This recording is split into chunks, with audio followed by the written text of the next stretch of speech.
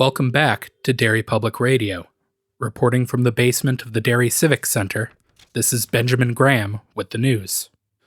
The Derry Police Department would like to report a major theft at the local Renaissance Fair. Late in the night, a group of teenagers made off with the fair's entire stock of royal napkins.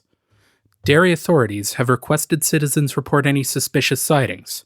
Without your help, these teens are sure to make a clean getaway. You're listening to Derry Public Radio.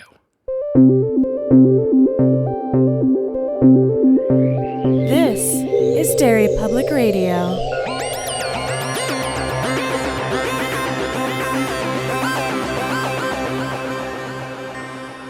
Welcome back to Derry Public Radio, a bi-weekly Stephen King book club podcast. I'm one of your hosts, Sam Alexander, alongside Joshua Kahn. Hey, everybody. And Benjamin Graham. What's up, constant readers? And today we are covering the rest of the book, Eyes of the Dragon. If you're reading along, and if you're not, major spoilers ahead. And Josh is leading the discussion. All right, guys. Let's catch up a little bit about what's brought us to this point so far. Peter was framed for killing his father and has been locked away. His younger brother Thomas is now the king, who is being controlled by the court magician Flag. And Peter has since sent a message to Pena, who's the judge general, for a bribe, because he wants two things. He wants a napkin with his meals and his mother's dollhouse. And that is where we left off.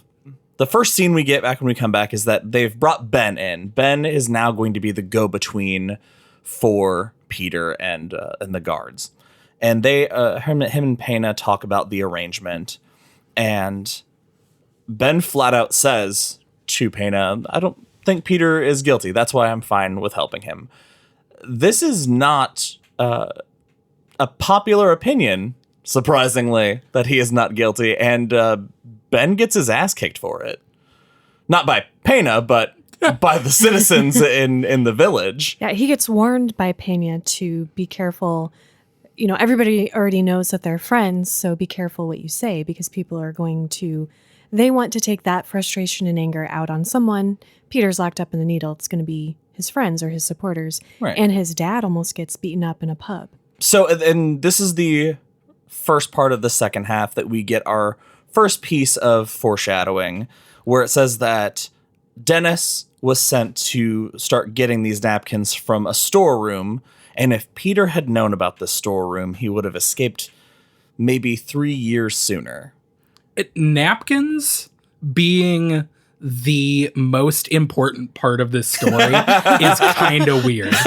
Yeah. They are the MacGuffin of this story, and it's I love it, but it's just a weird thing to every time, like every other chapter, they're like, but then the napkins are. It's brought up so much. It really is. I wanted to know if you guys thought they would be important in a different way. No, I think I said at the end of the last episode, my theory was he was going to Rapunzel his way out of the tower with napkins.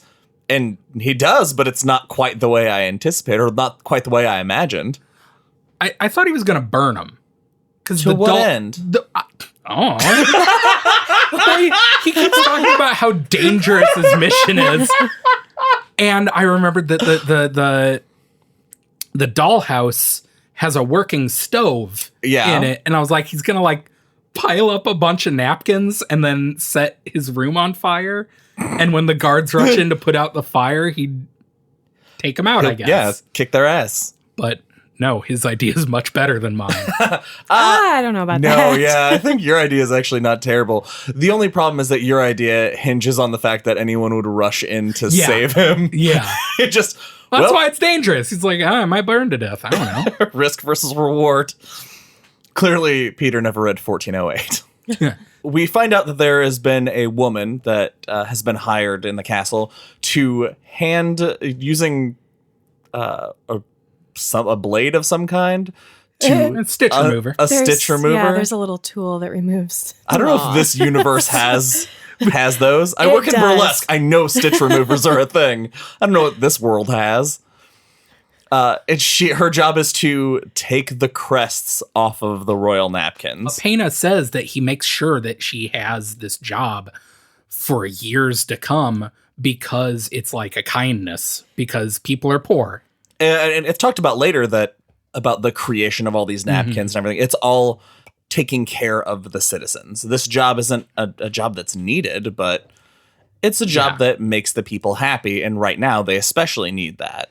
And didn't starting the whole napkin thing start with, was it Kyla the Good? Because, this woman who is sitting there and taking out all the stitches, she is sitting in front of a room that Peter doesn't know about. And like Josh said, if he had known, it would have taken a whole lot less, because there's literally a warehouse full of napkins. Millions and millions of napkins. Absurd, and I love it. And it was came about hundreds of years before, during the reign of Kyla the Good. Kyla the Napkin Awesome Maker. Yes, Kyla Napkin Bringer. Kyla the Clean. Who just to bring prosperity to the kingdom after Mad the King reign Alan. of the Mad, which I wish we heard more about. There's a crazy king who doesn't want to read like several chapters about that guy. No kidding. He drank blood and shit. That's fucking metal. Anyway, she came along. She's like, yeah, everybody make napkins, whatever. So the napkins start coming with every meal for the next 5 years. Also, the dollhouse finally arrives. It took them a while to find it. They carry it up, and Ben, because Ben is such a loyal friend, he bribed one of the other squires to let him take his place so he could deliver it, just because he wanted to see his best friend. He believes in his innocence, and he felt like he needed that. That to me felt like, we've talked a lot about the relationships with characters, and sometimes there are just those moments of pure love, and to me that was one of those. How'd you guys feel about them getting a chance to see each other? I loved that scene where they made eyes at each other. No, I completely agree. It was beautiful. It was touching. And I mean, just imagine being Peter, not knowing if you have any supporters, and then seeing your friend there who like gives you, you're such good friends that in that one look you convey everything you need to. Yeah, it is. It's very intimate. Like after he leaves, he can't do anything, especially because underneath the doormat of this dollhouse is a hidden note, no bigger than a stamp, that Ben has very, very carefully lettered this saying, "I believe in you, I love you." And Peter just sits there and is overwhelmed. And then it's he eats nice. it. And then he eats it. Now it is part of him. Or at least, a couple hours. For a while. We also find out that in one of these winters, Peter almost died. He got so sick with fever that the guards thought he was going to die. And he has a very interesting fever dream in which his father, Roland, says that he's not dying, and Dennis will know where the sleepwalker goes. It's super Hamlet. Like, it's Hamlet as hell. And I'm not going to explain that because then people will realize how dumb I actually am. I only have a vague notion of a ghost being in Hamlet. I just completely missed that reference. Completely. Yeah. Completely. Like, King Hamlet comes to him and he's like, I got poisoned. Arg. It's like the same thing. Is he a pirate? Wait, Yeah, what? that was his death throes. I feel so much better. I know nothing about Hamlet, but at least you know it's not pirates. Now, over the course of this time, we finally now get to see what Peter's master plan is. It's that the loom inside the house, in the dollhouse, still works. So he is going to basically pull threads off of napkins every single day and then use the loom to make a rope. And okay, is it like three or five threads is all he pulls off initially because he's terrified that they'll notice? for like the first year, yeah, he takes like 3 threads per napkin, 9 per day, and he has like nothing. It takes an entire week to get a 2-inch length of gossamer thin rope. And all he's doing is pulling threads, making his rope, Putting the Rita exercising. Hayworth poster back up. Yeah, exactly. But he finally has enough to see if it's going to hold his weight, because the whole plan hinges on if this is going to hold his weight or not, because he's got a long way down. And he tries it out, and when he hangs off of it in his room, it surprisingly holds his weight, because the fabric for these napkins, the linen's very strong. It's also a very short rope. It's also a very short rope. And that's when we talk about the breaking strain. Siam, you want to tell us about the breaking strain? The breaking strain is so the longer something like a rope is, the easier it is to break when there's pressure on it. So a very short rope, which he's working with now, is definitely going to support his weight. But when it's hundreds of feet long, it's going to lose that strength and it's going to snap. I love the way King gives us this information, because it's very crucial information to Peter's plan. But he tells us this through a flashback to Peter and the guy who he saved his horse from. Peony? I want to say it was like Yosef. Yes, Yosef, Yosef. yeah. Yosef. What was the horse's name? We never see that horse again. Hey, No, but the you horse guys- never comes back. No, It's it never doesn't. important. But this just short story of him sitting with Yosef in the stables, and Yosef teaching him that these oxen pulling these giant blocks, and teaching him that, the ox are smart. They'll only work as hard as they can. It's the chains. The chains are the important part, and they can only take so much before they snap. And people are the same way. And it's just a really cool metaphor that comes back throughout the story of, like, they talk about the kingdom after Thomas increases their taxes, talks about the breaking strain has almost been reached. Yeah. Just a cool Like bit an of writing. 80% increased tax from Thomas the Tax Bringer. 80%. That's cartoonish. That is insanity. Flag is cartoonishly evil in this second half, and I love it. I like that his theory is like, well, if we raise it 80%, then we'll get however much they were actually hiding from us. And Thomas is like, Duck, sounds good. All right. Thomas is like, Give I'm me a more wine. 10-year-old boy. Give me more wine. I'm 10 years old and wasted. Next we get another piece of our grand finale.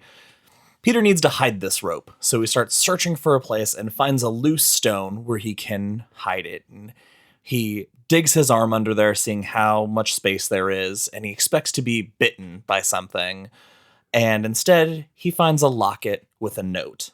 The note is from Levin Valera, the infamous Black Duke of the Southern Barony. He was sentenced to life for killing his wife, Eleanor, and his note, which is written in his own blood, is proclaiming his innocence. Written in his own blood by using the tip of the locket to cut himself. It's like, Yeah, it's awesome. it's so metal. He says that Flag is actually the one who poisoned his wife, and to make sure that you show him this locket before you kill him, so that he knows he was part of his demise. That's when Peter realizes Flag is old as fuck. Because this is like 400 years prior. Yeah. Which was really cool when he's like, he remembers, he sees the pictures in this locket, and he's like, I know these people from history textbooks. Yeah. It's like, oh, Flag he's been around. Say what you will, but also Flag's consistent. He's got his tricks. And I also like the idea that this was also so long ago that Flag forgot that he did this. I forgot that he used the name Flag in this kingdom already. Oh, yeah. I didn't even think of that. No, that didn't even occur to me. Because it's talked about his destruction under other names a couple times. Yeah. But you're just still Flag 500 years ago. He's evil, but he's not very creative. Now we get to catch up with some of the characters. About 3 or so. We make like a 5-year jump about at this point, and now we see what has happened to everybody. we catch back up with Dennis and his father, Brandon, and his dad's sick and he ends up dying. But he dies at home in his favorite chair with his family there. But the last thing that he says to Dennis is like one of those moments that just gave my heart hope. Brandon tells Dennis as he's dying, if you ever have the chance to serve your first master, and before he can finish his sentence, he dies. But Dennis always remembers those words. Yeah, I forgot that I know that comes up several times later, but I had completely forgotten that that's where he first gets that piece of advice. Can we take a small break to talk about how the fantasy names in this book are terrible? I love these characters. Ben, it's Peter. such an enthralling story. I devoured this book. And I didn't think of it while I was reading, but just now hearing you describe this dramatic scene and realizing that the two characters' name are Brandon and Dennis. So I wasn't doing a shitty job. That's not why that felt weird. No, Ben. I thought the same exact thing. I like a Ben, but it is not a fantasy name. Speaking of Ben, we find out that the next year after this, that the Stad family has fled the kingdom, along with several other nobles, because the headman's axe, headman's chopping block. What's the word I'm looking for? Is that all it? of No, it? keep going. That all works. Yes. Keep making guesses. You'll get there eventually. Because the headman's axe has been very busy It chopping keeps off the swinging. heads of nobles. Yeah, they say that the black is like permanently stained red Yes. because they're killing so many people. And is this where we find out the toll that it's taken on Pena? Yeah, that he resigned from his position because he saw what a mess he helped the kingdom become, and he couldn't believe in law and injustice the same way anymore, and he left the kingdom. And he felt a certain amount of shame, too, for the part he played, and he never forgave himself for, as much as he's always prided himself in believing in law and order, for dooming Peter because of a feeling, just the feeling of seeing him cry. Now we've moved on to Peter's taking more and more threads, and it's finally revealed that he felt like people would start to notice, so that's why he started taking so few. But now he's getting more brave and taking more, and we as the reader find out that is bullshit because they were just throwing them away. Yeah, he has no idea that they're cares. not reusing the same napkins over and over. Yeah. That they're just leaving his room and being thrown away. It's like he's been stealing a single drop of water out of the ocean over years because he was afraid someone would find out the ocean was getting smaller. Right. And It's a really good analogy.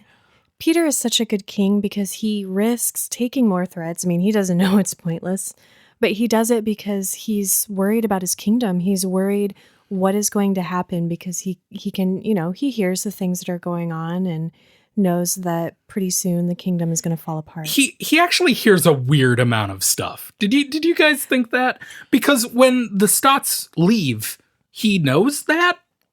I guess assume it's because of the guard. Like the guards are there just watching him all day. They're going to talk. Yeah, I Yeah. feel And like he they're talks about them drunk- getting they're drunk drunk and a playing lot. cards a lot. And just he probably, weirdly yeah. specific. I assume he hears things through the window of the needle. Like if it's a large crowd, Yeah, people are getting chopped, real drunk down in the courtyard. courtyard and just yelling exposition to the sky. That's how it's always happened for me. Now we get to one of my favorite scenes. We get to the sleepwalking. Dennis has settled into his role as the king's butler very well. He, like an animal, sleeps at the king's feet sometimes in front of a fireplace, which is kind of weird. And not only is he grateful that he feels like Thomas is still a good person to serve, but he's also grateful because Flag seems to have just stopped noticing his existence. And I feel like that is how anybody would feel if Flag stopped noticing their existence, just relieved. Which is fucking sloppy. It of really Flag. is. They say a few times in the book that sometimes the good wins out simply because evil is blind. It just evil doesn't realize that it's fucking up. They're just arrogant. But that's cool though, because we got that in The Stand too with Flag. There were things that he didn't see. That is true. Or ignored. So I think maybe not even so much it being evil, but it is a fundamental flaw of Flag's character that, we talked last time, like, is he reincarnated? Is he kind of a different person? Is he the same? Whatever his metamorphosis is, from century to century or however he does it, he retains this flaw. Yeah, I hadn't, and not really just Flag. Now that I'm thinking about it, that's kind of a central tenet of all of King's books. There are so many endings where good wins. I mean, I myself have kind of given a lot of shit, being like, oh, that's a Deus Ex Machina. That's just random happenstance. But thinking of it as King's philosophy of good wins out just because. Does that make sense? Am I making any? No, you are. But I think there's also, taking that theme, there's also always been this theme of, for as much as evil can see, when true good is making its move, it's shielded from the all-seeing eye. Like when the forces of the white are protecting our heroes unseen, it helps keep them safe from the eyes of evil. I like that a lot. I'm going to have to keep that in mind in further readings. Well, it follows our mainstream religious themes too, if you think about that, because, if you had to go to church 3 times a freaking week when you were a kid, like I did, God, you learn some stuff, whether you want to or not. And one of those things, and we've talked about this, the God in the Bible is not super kind or always helpful, depending on which testament you're reading. And it seems like evil is always, oh, let me give you a hand with that. Like, this is going to be simple. This is going to be easy. I'm going to help you along the way. And even in our King themes, Flag's society and The Stand really had their shit together. They were making things happen. They, if you didn't know any better, it would seem like, yeah, I'm going to Vegas because that's where stuff is happening. They're good people. And then, of course, we have, our other group who kind of lucks into saving the day because of this flaw with evil characters. It totally fell apart. I was going somewhere with it. I feel like you made it there. With Flag being gone, Flag has departed on a search for these nobles because right now we're being referred to as exiles, but he knows it's only a matter of time before exiles turn into rebels. And his plan's just not ready for that. He doesn't need a rebellion coming in. He needs the kingdom to raise up, not an outside force. You said Flag? Yeah. Knows that they're okay. This just freaked me out because Pena also is concerned that right now they're exiles, but they're going to become rebels. So they're both working for the same. Oh God, that is true. They both have the same idea of what is going to happen, and they both want to stop it, but for very different reasons. Yeah, that just hit me right now, not while I was reading the book. So he has, with him being gone, Thomas is having a hard time sleeping because Thomas has, beyond being addicted to wine, he has become addicted to a sleeping potion that Flag has been making for him because his guilt makes it hard for him to sleep. Flag is gone. He's out of the kingdom. He's gathered a hunting party to go looking for these exiles.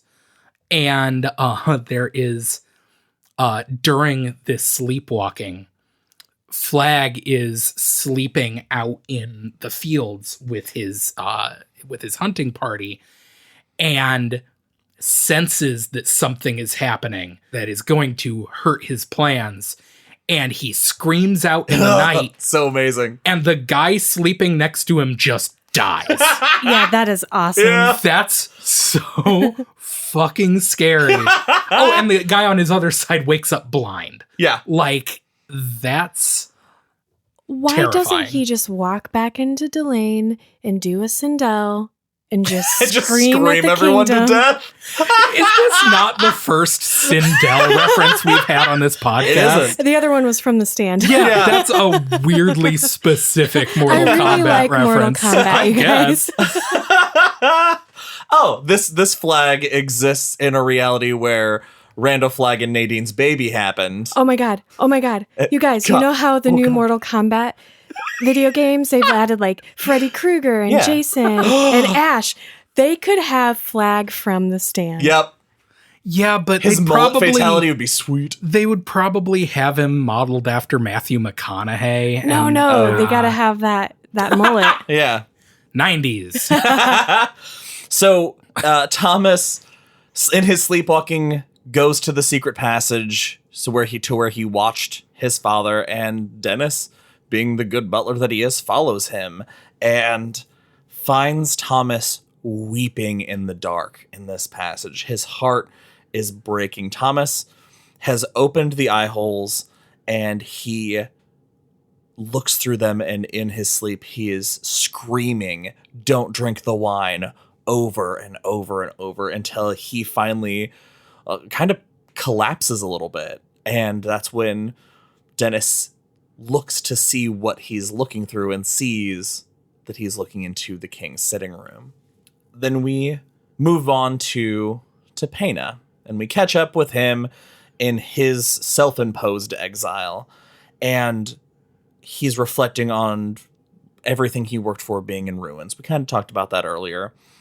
And he knows that when he left, Flagg could have had him killed easily once he was out of power. But because Flagg is this twisted monster, he's decided to leave him alive so that Pena can live with everything he's done and just spend the rest of his life hating himself, which is so awesome. That's classic villain shit. Yeah. And I love that stuff. And makes me like Pena even more. Yeah. Because he is, like, he beats himself up, but he's such a, like, strong-willed person that he's kind of in his own exile out in the outskirts of the kingdom. But he still comes across as this proud, powerful man. I think he's a really cool guy. And he's not totally alone. He has his butler, Arlen. Yeah.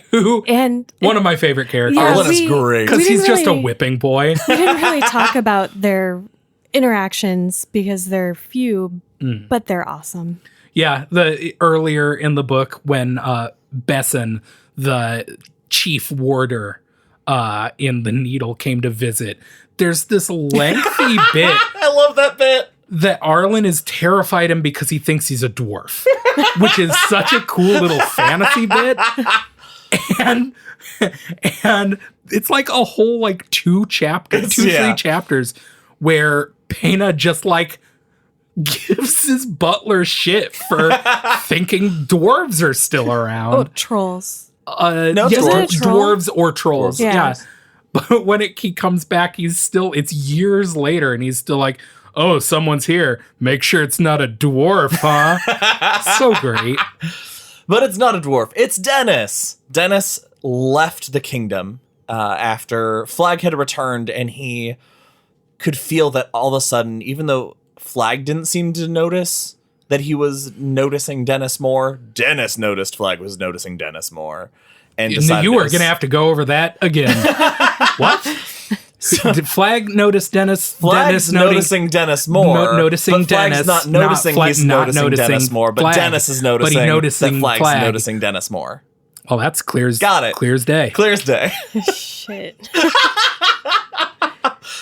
He has decided that it's in his best interest to leave the kingdom because he's going to be destroyed, he thinks. Otherwise, as soon as it clicks for Flagg, he's done. He relays everything that happened to Pena, and he, Arlen, and Pena are going to use the rebel forces to rescue the king.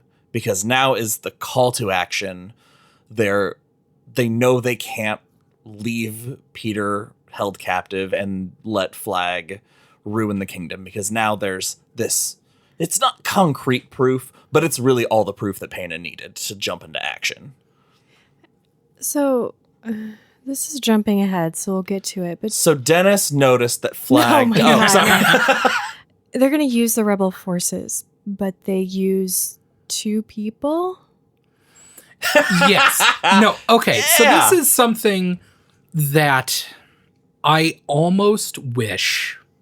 There's another level of the tower, if you will, where King is a fantasy writer, I feel like. And this book is like 300 pages longer? Well, Right. not necessarily, but it's the first book in a series. Mm-hmm. There are multiple, there are 2 parts of this book where the narrator introduces a character or characters that we already know and says, well, they went on to do this, but maybe I'll tell you about that later.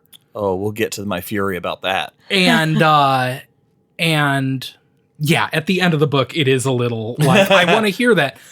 But I don't even remember the first time. It's literally a character we had never heard of or cared about. Yeah. But he gets a name and then they're like, he left the kingdom. Maybe I'll tell you about him. And then he's just no one. I like that because it makes the universe feel much bigger than it is. And There's so many parts of this book where they'll introduce something and I'd be like, there's so much there. I want more world building with that. I wanted a whole book of the rebel camp because, I mean, Well, I maybe would have I just if the want- rebel camp was more important, really. yeah, I'd be more interested. I don't know. Maybe I just want this to be Game of Thrones. no, I understand. I see what you're saying. Like, that's why I said it could be way longer than it is. It could really be a series. His fantasy writing is so good. So, in order for this plan to take action, Pena and Arlen are going to go to the rebels, find Ben, and send him to meet Dennis. In the meantime, he orders Dennis to go back to the castle because the problem is Pena's never figured out why he needed the dollhouse and the napkins. He knows there's a plan. He knows it wasn't frivolous, but he just can't place his finger on it because Pena never learned how to loom, is my guess. That's my assumption. 4 days later, Pena and Arlen make it to the far forests, which is where the rebel camp is, and they meet with Ben. Meanwhile, Peter has been dreaming every night about Flag looking into some light and looking with murderous intent, saying Peter's name, and then blowing out something.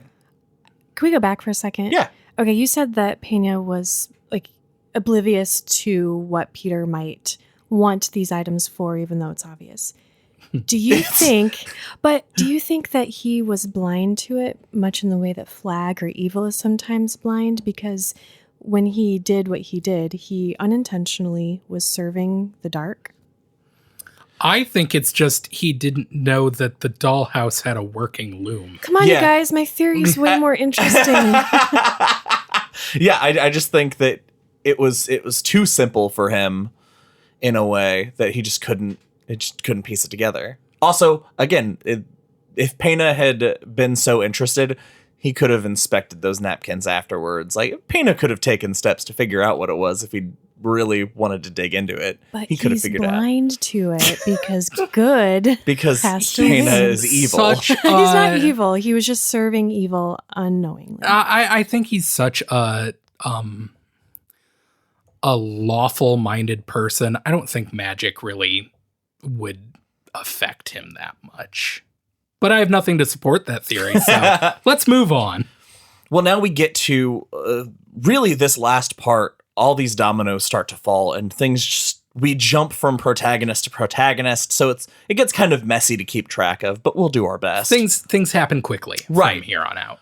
We find out from virtually all of our characters that because of the way the moon looks, it's going to snow. Because that's just common knowledge in this universe. And Peter decides, I'm going to make my escape. I'm going to do it tonight. There's going to be snowfall. I have to drop like 20 feet still from this rope, so maybe that'll help break my fall. My favorite line that he says is, his rope, his legs, his luck.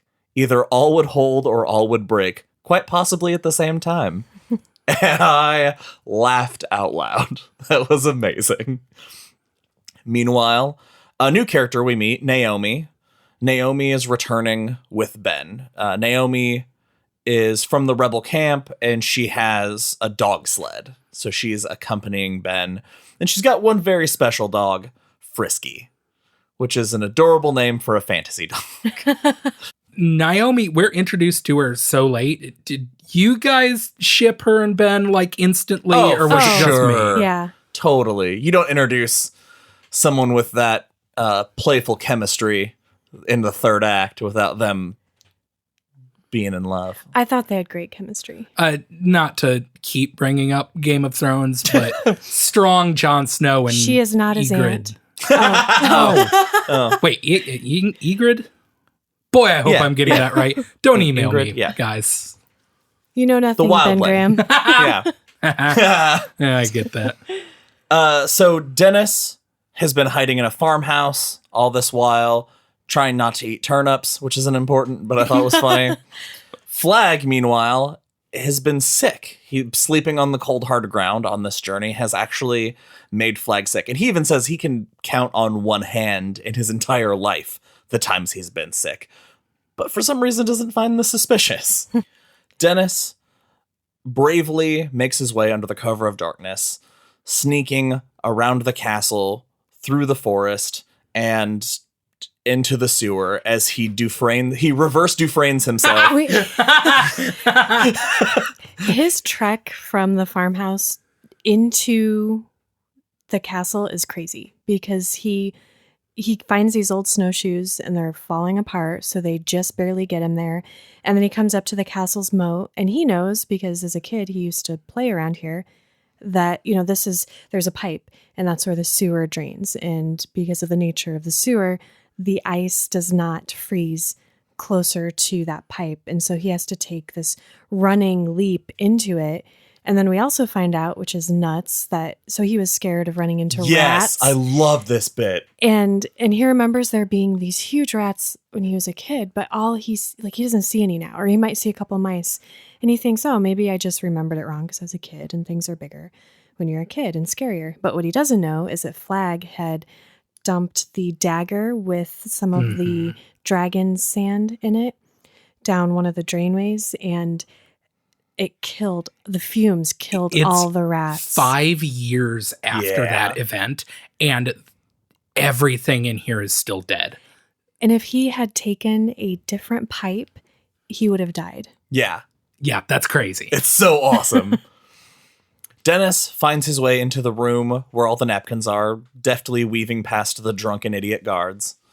Which is also, I love that in Thomas's reign, the castle's just fucking haphazard. No one cares because nobody even believes in their king anymore. And you can see if the castle is already this disloyal, how close to that breaking strain we are with the kingdom. Dennis finds the room full of napkins and pins a note to Peter. I'm sorry. It is silly. Yeah, that's the right word. It is such a silly thing to be this important. The napkins? Or there's a room full of napkins. Room full of napkins. Oh, the napkin room. Extremely important to our story. Also, how furious would you be if you'd lived in a castle your whole life, only to find out there's been a napkin room this entire time? Oh, yeah. What every young prince dreams of. What are you talking about? Man, imagine how excited you would be if you suddenly found out your house had a napkin room. Yeah, I'd be so excited and confused. You would have the worst room of requirement ever.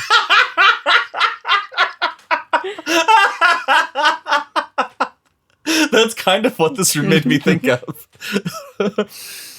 He pins a note to a napkin that's in the stack that's going to the needle that will go up to Peter, and he hopes that the letter will get to him in time. Painstaking note that he had to write like 4 times because he's tried not so hard. good at writing or thinking. That's another thing. Is Dennis dumb?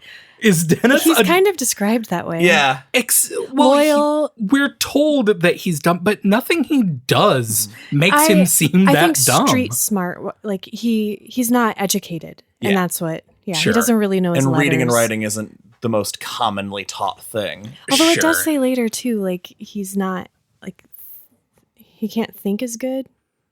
Can't think good. Thinking hurts. Rocks in his head, man. Just like Roland and Thomas.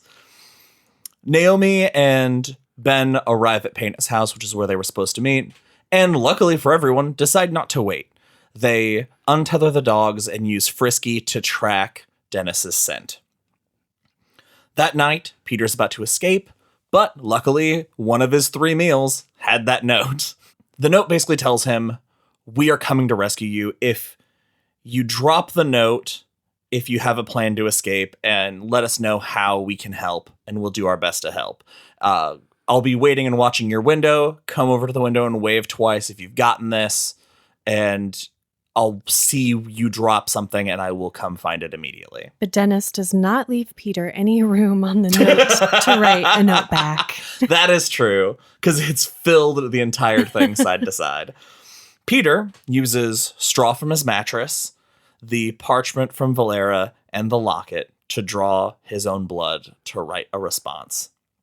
He drops it out the window. I did want to mention this. Yeah.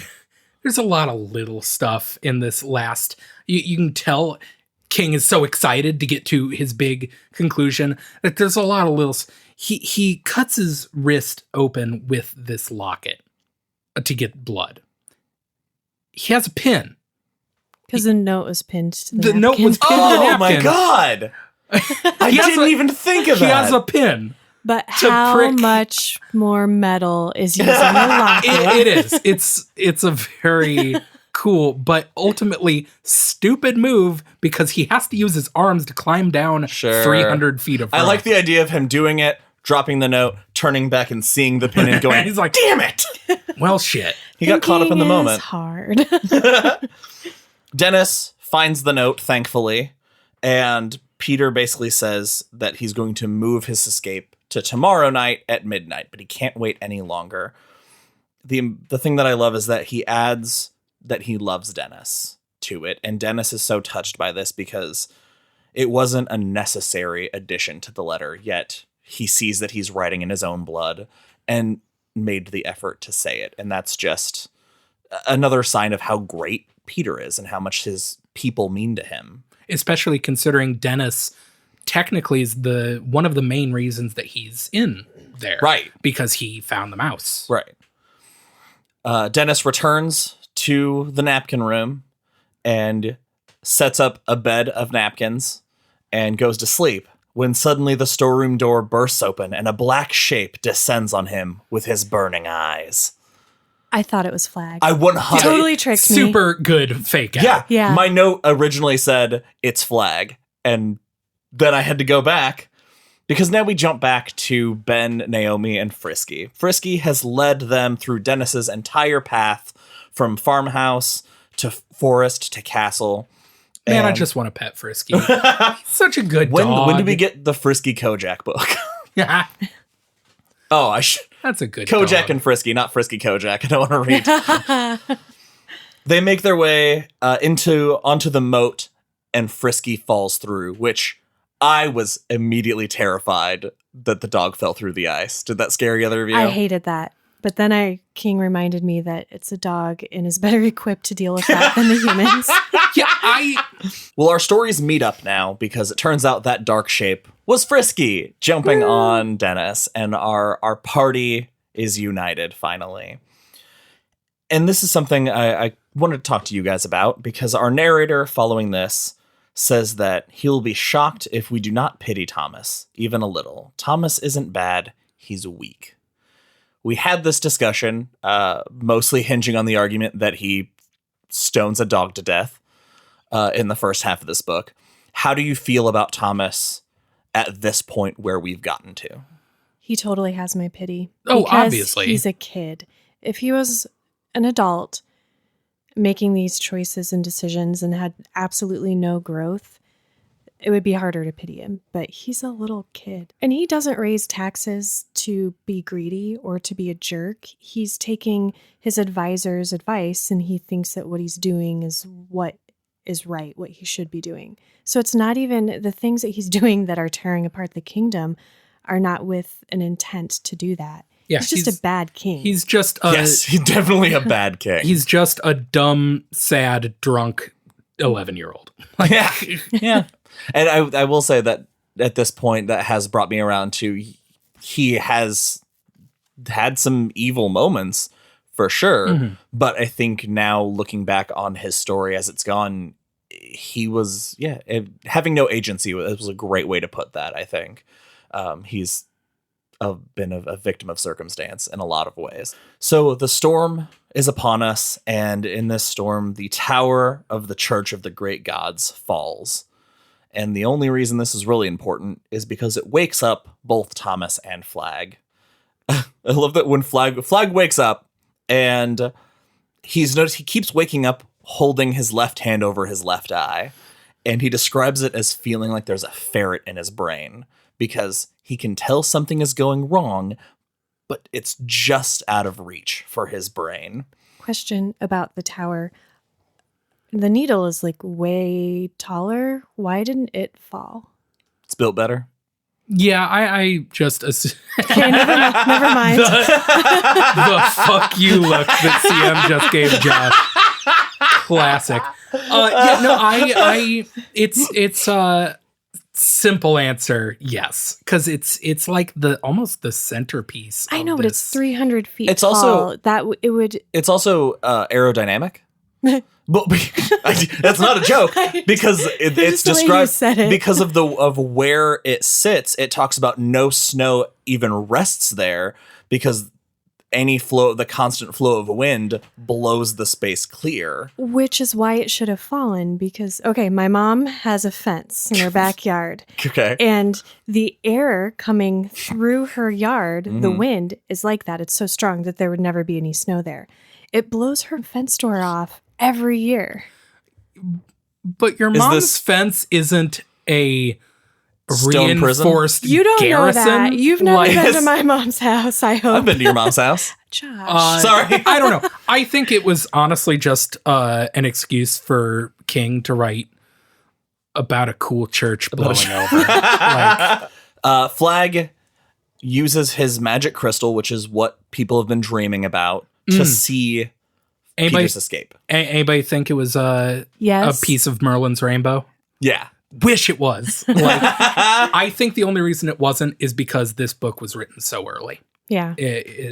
When was this? There's book no written? reason it can't be. Other than it's described as just a rock. And Merlin's rainbow are orbs. Our narrator describes it as a rock. 87. Yeah. And Merlin's rainbow doesn't show up until Wizard and Glass. Yeah. So, yeah. Just hadn't thought of it yet. It can be that in my heart, though. Right. We can retcon it to where it's Wizard's Glass. Flag, then seeing this escape, grabs his axe from when he was the executioner that's still hanging on his wall. Was he named Flog? Rufus Flog. That wasn't what was trying to come out of my mouth. Something else. Especially since they give his name. Yeah, they do. I didn't write it down, but they say what his name was. I love that the climax of this book, he's been built up as this incredibly powerful wizard, this magician with unbelievable magic powers. And he goes, Peter's escaping. I have to stop him. And he grabs a big ass axe. Yeah, that's it. And this'll solve my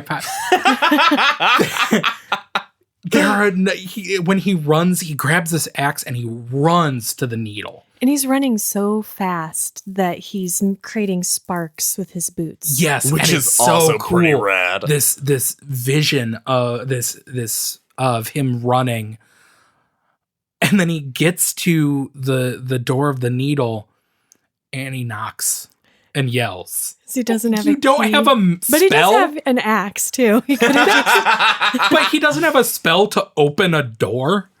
He's been reading that massive book of spells the entire book. And presumably for hundreds of years. Oh, what we don't know is that in magic, it is impossible to be invisible, shapeshift, or open a door. I guess. Apparently. So yeah, Flag goes and is pounding on the door, and I love that the second they open it, he just axes the first guard in half and looks at the other one and is basically like, "This would have been you if you hadn't let me in. Well, I gotta get up the stairs." Well, and he's like, "You wouldn't have this mess to clean up if you'd been quicker." Like, oh, jeez. I'm so sure great. that's that guy's biggest concern. Yeah. Peter, we jump to Peter, who is, feeling nostalgic for secret passages, and decides to head back to his dad's room. Do you mean Thomas? Thomas, sorry.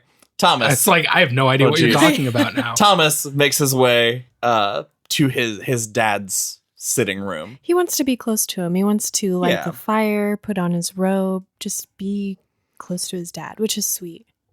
Then we jump back to Peter, who has finally started his climb as he hears Flag running up the stairs, and as he can hear the party below hand, and they're pulling a wagon.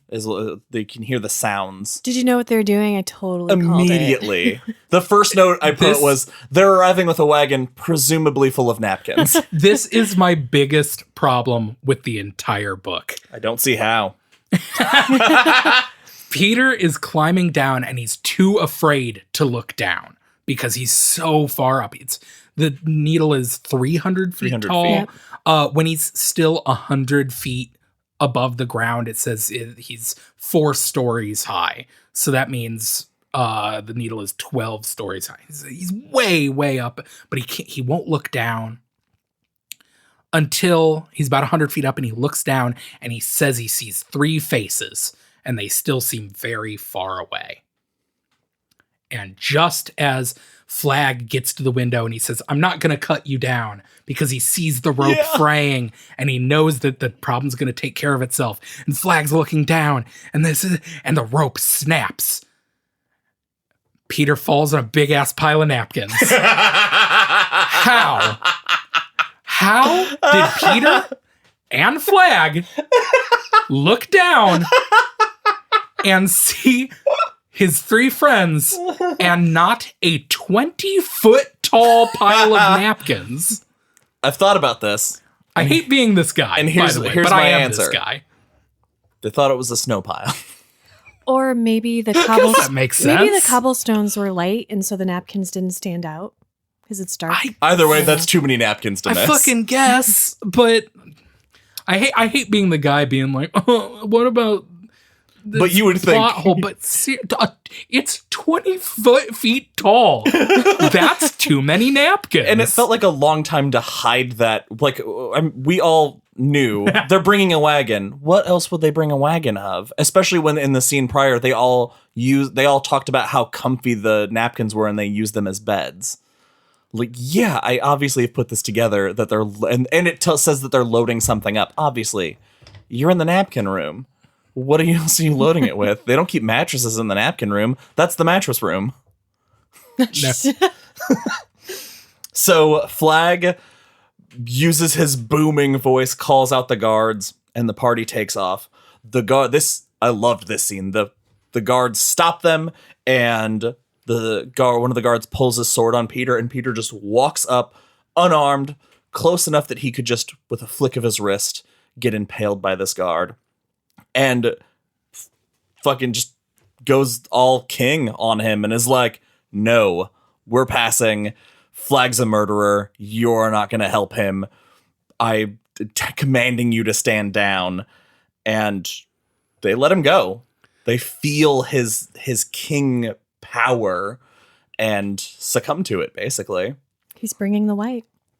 And they are making a break for it, but I was trying to figure out where they were going to, and as they make their way back into the castle, it becomes clear they are running to get Foehammer, the arrow that killed Niner the dragon.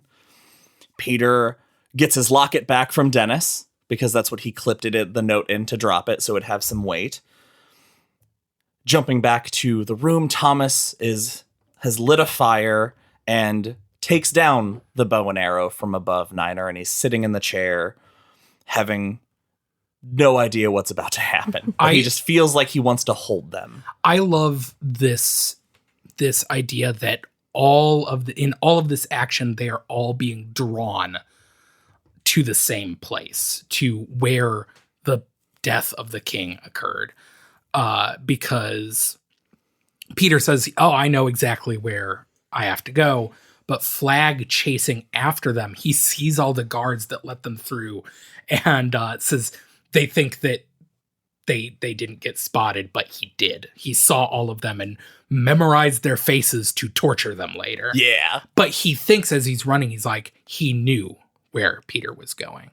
I love that feeling of fate, being all of our characters in their disparate paths being drawn to Roland's chamber. Yeah. Now, something else that is really cool in this chase scene is every once in a while we get kind of Frisky's perspective. And Frisky describes that he smells that Flag is no man. He's a monster, and describes him as, quote, some horrible it. Yeah. That did make I. made me smile. That was really cool. But also was like, they don't mean, No. because obviously it's not it. No. Like, Flag's not it. Dude, dogs don't know what it is. Dogs can't read. Yeah, that's why.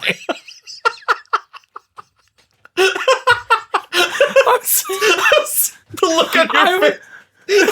I'm just imagining a scene in it where it comes out of a sewer and there's just a dog there staring at it. He's like, boo! And the dog's like, oh.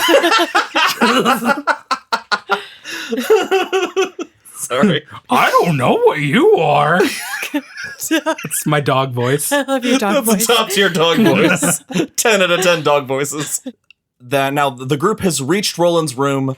They've barricaded it, and they hear Flag on the other side of the door, who starts taking his axe to the door and trying to break the door down. And they're gathered back, and they notice that there's a fire in the room, that the room is light, but they don't see Thomas. Thomas is still sitting in the chair, unseen. Always unseen. Always. Poor Thomas. Poor dim Thomas. Dim. I did enjoy imagining the scene from Thomas's perspective. Yeah. Because he's literally just like probably half in the bag. Oh, sure. Yeah. And he's just like relaxing in his dad's room. He came here because it seemed like it would relax him. He could sleep in there. So I imagine him this is just any other night to him. He doesn't know what the fuck's going on. And he goes and he sits in his dad's room. He's cradling his dad's bow and arrow, having a really nice night. And all of a sudden, Peter just kicks the fucking door down and ignores him. Yeah, dude, think it that way. Yeah, he's just sitting. I just imagine the like dumbstruck look on his face. He's like, huh, this is weird. Well, Flag bursts in, and Peter commands Flag to be gone, and Flag flinches a little bit at this power, and they have this face off, and Peter gets Flag to admit what he did, flat out admit that he did all of this.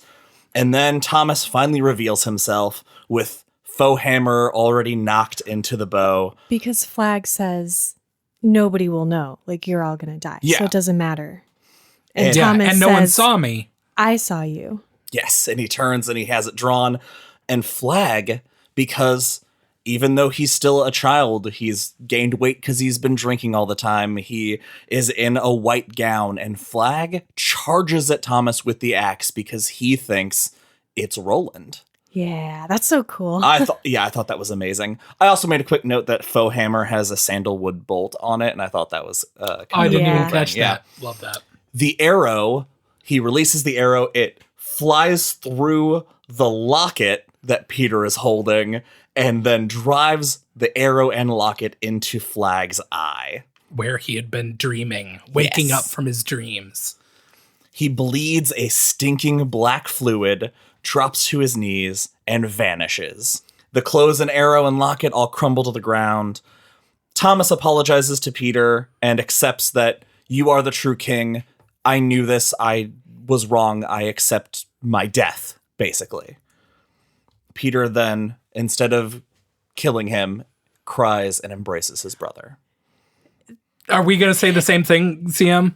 I was just going to talk about how touched I was that Thomas decides that he's got to go on a quest. Like, he's not going to stick around because he knows that the kingdom will want his head if he stays. And he also knows that even though he feels good now, he loves his brother, eventually he's going to get jealous again when people, nobody's going to notice him. Peter's going to be in the limelight.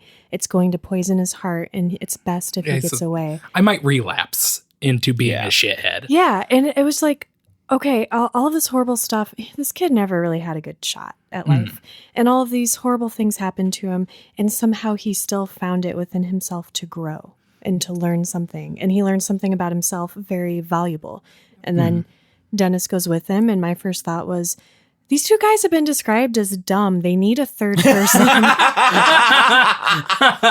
I was just going to say, like, this scene of them being reunited and Peter pulling him to his feet and embracing him, I teared up. Yeah, it was very emotional. Thomas was redeemed because you think that Peter is going to be the one to defeat Flag. It's Thomas. This whole book is an origin story for a story we do not get. About Thomas. God, and I'm Dennis. so furious about it. Because literally in these last 10 pages, Thomas becomes such a cool hero. He has an arc. Peter does not. Peter's great, but Peter doesn't have an arc. Thomas is the one with Peter's arc is survival. Yeah. That's pretty much it. Yeah. Well, to wrap things up, the epilogue of this story, they go and clear Peter's name first thing in the morning. Ben and Naomi eventually get married. Big surprise. We all saw that coming. It says that King Peter ruled long and well, and that Thomas and Dennis took off on a quest for atonement and to find Flag. They had many strange adventures and eventually did see Flag again and confronted him. All right, that brings us to the end of Eyes of the Dragon. Let's go through our ratings. CM, you want to kick us off? No. Okay. Okay. This. Sorry. I love this book. I want to gush about it and say all these wonderful things, but I won't. I'm just gonna give it 5 out of 5 blue chambray shirts. Fantastic, Ben. It's so insanely readable. It's great. I think if you have friends who aren't King people and are looking, maybe aren't into the horror, this is a great first novel. I loved it. It's not perfect. The story is a little straightforward. I wanted more world building, but it's great. I got to give it 4 out of 5 fantasy chambray shirts. You know what? I agree with you a lot, Ben, in that I have recommended this book to people I know who've never read Stephen King, but I know they read fantasy. The same way that I recommended Joyland to people who read crime stuff and have not read Stephen King books. I do think it's a really good fantasy gateway drug. I love fantasy novels. Fantasy novels are my jam. And so I really, really enjoyed this. I loved all the stuff, but I do have to agree, there was more. If this is a book that could have been longer and the story a little more complex, and that cliffhanger ending makes me really angry, but all the pieces fit and it's really easy and good to read. So I'm going to give it 4 out of 5 blue chambray shirts. That's it for this episode of Derry Public Radio. As always, thank you for listening. Join us next episode where we cover the book, my favorite, Rose Madder, and we are going to be reading through chapter 4, and that's page 148. For Joshua Kahn and Benjamin Graham, I'm Sam Alexander, reminding you, angels may be safe from damnation, but human beings are less fortunate things, and for them, hell is always close.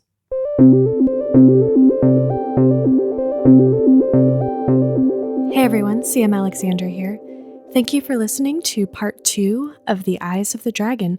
Fun fact about Dennis and Thomas, they do appear in the Drawing of the Three, part 13 of the chapter entitled Roland Takes His Medicine. He's reflecting on magic and wizards and his encounter with one years ago.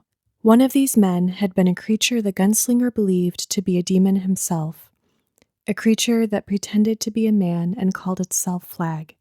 He had seen him only briefly, and that had been near the end, as chaos and the final crash approached his land. Hot on his heels had come two young men who looked desperate and yet grim, men named Dennis and Thomas. These three had only crossed a tiny part of what had been a confused and confusing time in the gunslinger's life, but he would never forget seeing Flagg change a man who had irritated him into a howling dog. He remembered that well enough. Then there had been the man in black. So that's sad. I hope the howling dog wasn't Thomas or Dennis. As always, follow us on social media at Derry Public Radio, email us at derrypublicradio@gmail.com, and check out our website, constantreaders.org. I want to give a special shout out to our awesome patrons whose generosity has helped us meet our monthly goal and has resulted in a bonus episode each month exclusive to our Patreon. So thank you, you rock stars, Alicia Lillian, Bill Graham, Bryant Burnett, Jennifer Dolge, Jeremy Marr, Lisa Kahn, Matt Kendall, Phil, You Are an Angel, Reed Flynn, Spanky, and Tony Rizzo. If I could hug you all, I wouldn't do that because I'm not a hugger. I would shake your hands vigorously, though. We can't thank you enough for your support. And thank you to everyone who listens, reviews, and shares our podcast with others. That's all for now. Goodbye, listeners.